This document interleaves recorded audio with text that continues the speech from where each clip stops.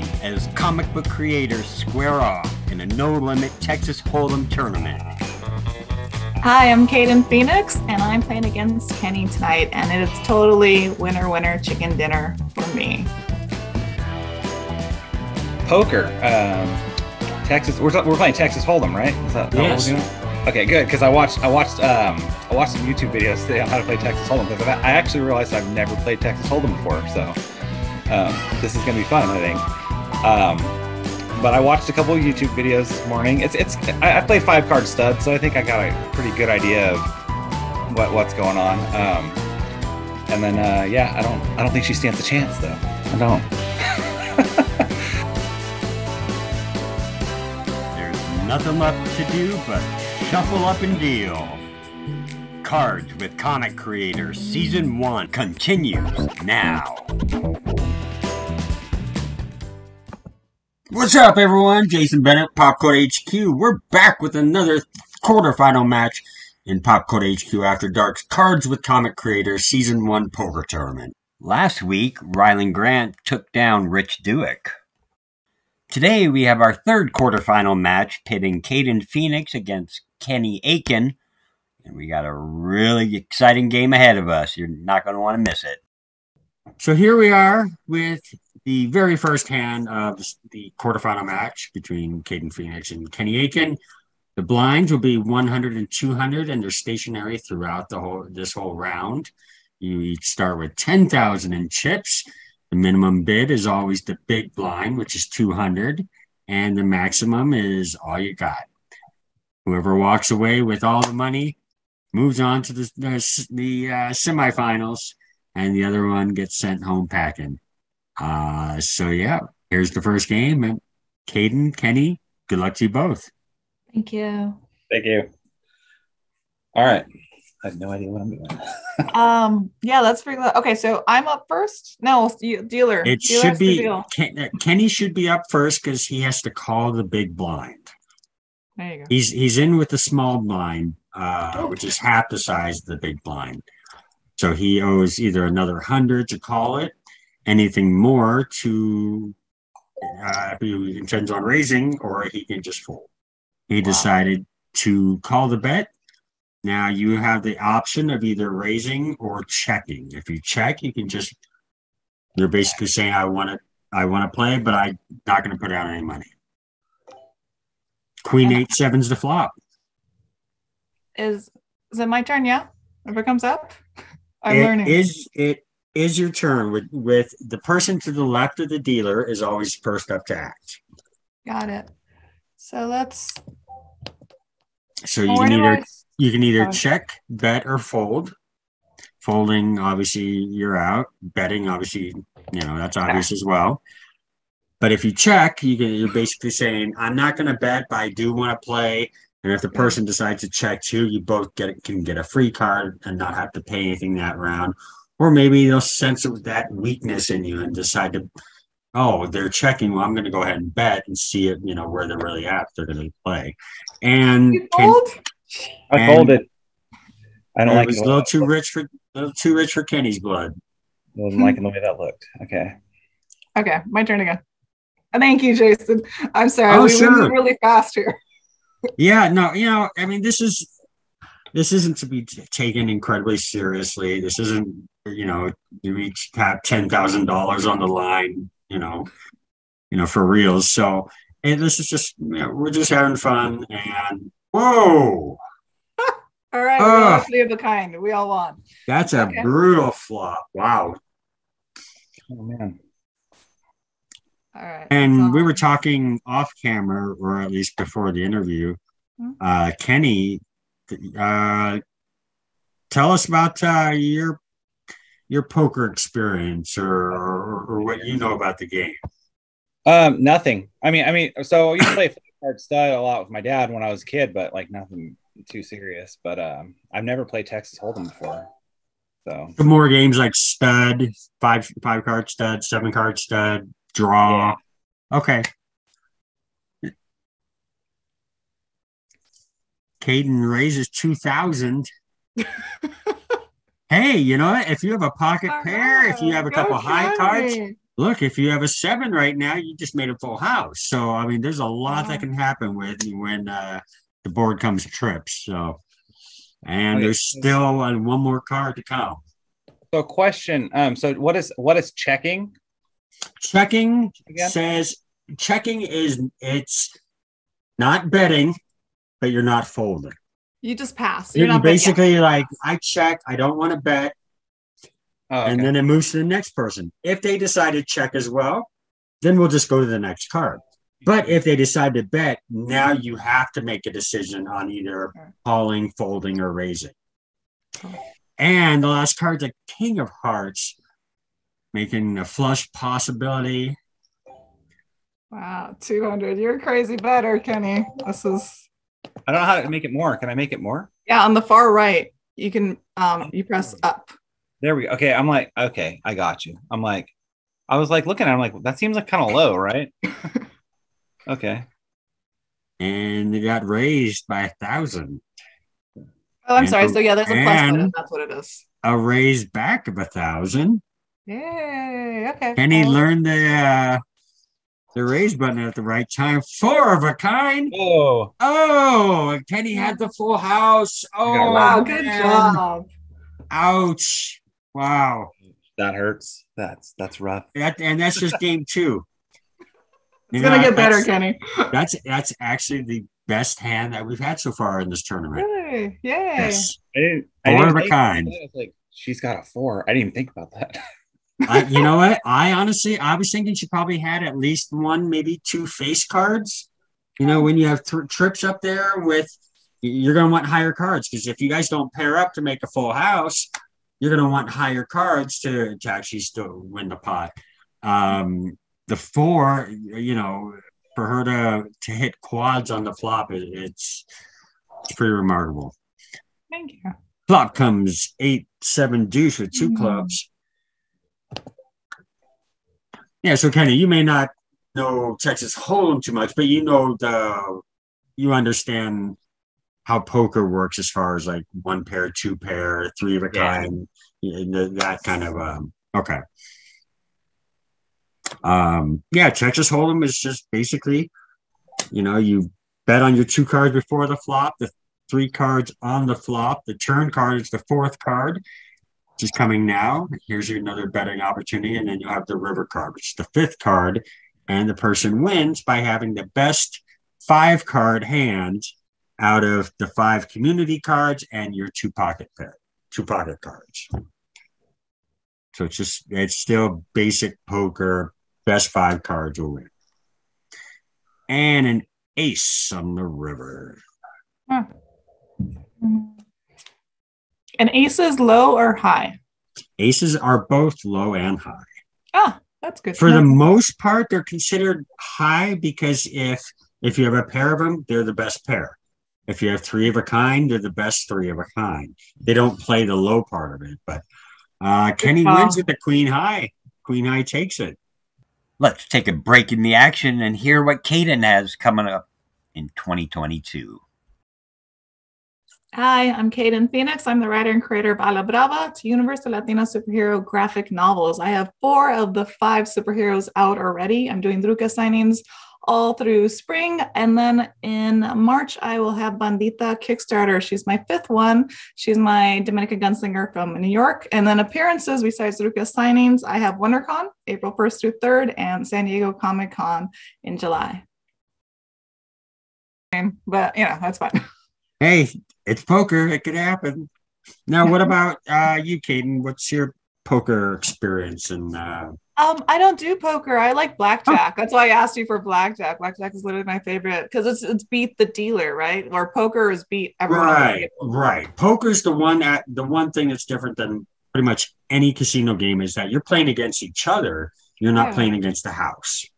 That's true. So even if they do have, if you're in a card room, then Kenny said you're going to Vegas. If you go into one of the casinos that has a card room, they will have their own card dealers, but they're not in the hand. They're placing the button like they're doing here. Like I'm sitting here with my my silk shirt and pencil thin mustache for some reason, moving the dealer button to indicate where the deal would be coming from, but it just allows all the players to play against themselves, and you're never against house money, like you are with like blackjack and stuff like ace 4-4. Wow. Okay. That's $4,000 pot.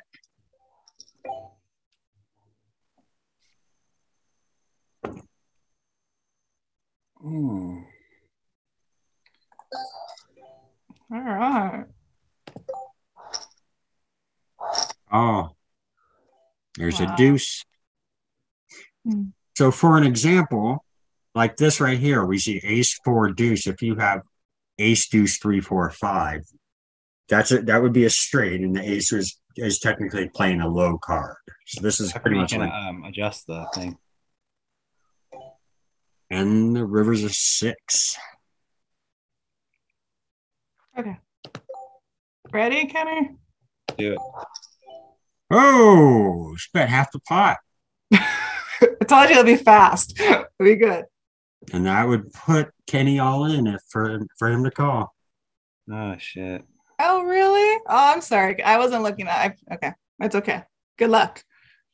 This is like I got a 50-50 chance here of this being over right now. This is very true. But it's okay. Or you can fold and raise up. It's up to you. I'm gonna fold. We'll take another break in the action, and this time hear from Kenny. Hi, my name is Kenny Aitken. I'm the creator of Apex Cybernetic Samurai Owl. I got a couple other projects in the works. I'm also a fine artist. I do oil painting and portraits and landscapes. And I am launching my next Kickstarter for Apex Cybernetic Samurai Owl Lunar Eclipse issue 1 on May 1st this year. It's a tough loss, but Gotta keep. and if your hand wasn't strong enough, and I mean, she could be bluffing, but at the same time, there were a lot of possibilities. 5-3 would have made a straight. She could have had a 4 again, made trips. A lot of options out there, and her hand just wasn't strong enough, man. There's no shame in that. Live to fight another day. It's true. Hmm. Yeah, I like blackjack better, to be honest. Yeah, right. I agree. I think it's just a little more simple, Yeah. You only have to count to 21. But there is that, because like I said, with Texas Hold'em and other poker games, you're playing against other people, so you have to think of, are they bluffing? Are they doing, you're thinking of things that you wouldn't necessarily think about in a game where you're taking on the house, like in blackjack, roulette, craps, and things like that.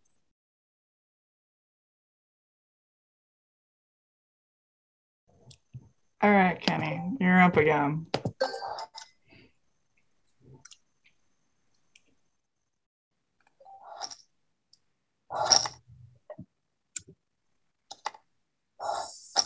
Oh no! 2 pair with an ace kicker, and it's over. Just like that. That was so quick. I got annihilated. Yeah. That's Two good pair with an game. ace. Thank you. Good game to both of you. And that's the thing with No Limit Hold'em. These games could technically be done in the first hand. If one of you drew monster cards. So just like that, in the blink of an eye, Kaden Phoenix, congratulations. You're going to be moving on to the semifinal round. Yay, thank you. Kenny, I'm going home. it's always been a pleasure. Thank Love you, you, man. You're not going home empty-handed. Also, as we've mentioned in our prizes we'll be giving away, everyone who's participating in this will be getting a special exclusive commemorative poker chip stating that you played season 1 of PopCultHQ at the After Dark Cards with Comic Creators. But anything else you guys want to get out there, and just one little final shout out? Tell me about Apex, Kenny. I don't know about it, please. Oh, okay. Apex. Yeah, we are talking about comics. My comic is about this guy right here. Is Apex. He's a Cybernetic Samurai Owl. He is made in a lab, and he's like supposed to be like a weapon, and he escapes and becomes like a good guy. So, and it's like super like not serious, a lot of action, like fighting like robot dinosaurs, and the next one has a squid in it with lightsabers, and I don't know if you can say lightsabers, so we just call them like laser swords, I guess. The swords. Yeah, Kenny's the writer and colorist on that, and you work with Brian Belando. Yeah, Brian Belando. Dustin Birch. I mean, you worked with a number of people on Apex. Yeah. And I'm always hiring people to do covers. Like, I do so many covers. It's just crazy. I should draw. Oh, that's right. You guys didn't see each other's promotional. Kenny has a Kickstarter come up for the next Apex series or mini series in May 1st, you said? May 1st, yeah. It's his Kickstarter, and Kayden has a Kickstarter coming up as well for this is the final character of your BRAVA universe, right? That's gonna complete the team. Yeah, so she's the 5th one, and then I still owe the team one. So yeah, she's the 5th, and then so one more, and that's spring, and then in summer. So both this year. So what is your comics? What do you do? So I'm a writer creator. I don't do any art. My artists get all the credit. They're amazing. But I have Latina superheroes, and I'm the first in comic book history to have the first Latina superhero team, which is unfortunate and very cool at the same time. Like, since 1939, no one's done a Latina team. But I have them, and they're all different heritages. I have my dancers as my little Jalisco doll, but blades come out of her dress. Cool. My books are over there, or I show you. But yeah. So when you create your characters, that so the one with the blades on the dress. So do you design your own characters and then hand it over to your artists, or? I think of it. Obviously, I think of the names, I think of the powers and all that stuff, and what they're wearing, of course, and obviously what location. That's the story. But what's a kind of a collab? Like for one is Vruka, my Estela Chicana. So like she's my chola. So it's not that hard to be like she's wearing a spaghetti strap and she's wearing slacks. And she's wearing her Cortez. Like little things are very easy. On some of them, like on Loquita was a little bit more of a collab. I draw really horrible, scary stick figures, like with, like I want a high collar, etc. But I do have an idea of my look, particularly, like little things I do need. I technically, I don't want to say I design them because my artist makes them, brings them to life.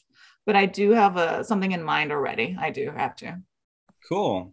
Yeah, I always wondered because I always wonder how people who write only get their like ideas across, because for me it's like I always start, everything I do starts as a doodle, and then it becomes something else later, or it doesn't. And then I like with Apex, like I just hand off, like I'll make a character sheet and I'll hand it off to Brian, and I'll be like, what do you think about this? Let's draw this in your style, that way we have like a uniform look like for everything. And then I usually make like color samples and stuff like that, so that when I go back through and color the book after he draws everything, I have everything like looking the same. So I like that. Kind of cool to see how other people do what they're doing. Yeah, I come from screenwriting, so I come from film, so I don't know, like I don't even know how to write comics books. Like I write screenplay structure, and then I adapt it, which is why I do my own storyboards as well. Very rough and scary, but enough that they know the shot sizes, how big the dialogue box is going to be, etc. So they don't have to pay attention too much to the details or not in the background. So little things. And it's just the way I picked it up. Like Jalisco, we're all Latinos and all my artists, as well as myself. But like, it was all our first book was Jalisco. And then like same thing here and there, I keep getting new ones. And, if they stay, they're on repeat, of course. But I've been really fortunate. We have a really great, really great group, and they're all learning, and like something, they're like, hey, do a Google Drive. And I'm like, okay, like we learn from each other. So I enjoy the process. When I first started making Apex, it was just like a comic strip, and it was really stupid. And I was just going to do I just wanted to do like a weekly like page that I would like publish online or something. And it wasn't going to be anything crazy. It was just like really, it was actually way more stupid than it is now. Now it's a little more serious, kind of like Batman, like dark, a little darker, more serious. But originally it was just like, it'd be like every week he'd like kill like, I don't know, Godzilla or some shit, like storming through Tokyo, and he'd just like one shot him, right? It was just really dumb. And then during the daytime, it was more like Looney Tunes, and he's like trying to sleep, and like dripping faucets would like piss him off, and he'd like destroy like a whole neighborhood because like he was trying to stop the dripping faucet. That was kind of the thing. But when I moved on from that, I didn't know how to write comics. So like the first thing I did was start like looking at like scripts for like movies. And that was kind of how I learned how to write for comics. Cause I guess it's kind of the same, I guess, in a way. Yeah, they just do like they do the picture and then they do the dialogue and then any action here, like the way that I've seen it. Because I was like, should I do that? And I was like, no, because I know story. I care about character, character development, character arc, etc. And so it works. I mean, it works for me. Do what works for you. But it works for me because that's what I was raised with, or that's what I know is how to write screenplays. There you have it, folks. The third quarterfinal match is in the books, with Kaden Phoenix advancing to the semifinals. Join us next Saturday, February 12th, for the last quarterfinal match featuring Christy Shin and Stephen Prince on PopCultHQ After Dark's Cards with Comic Creators.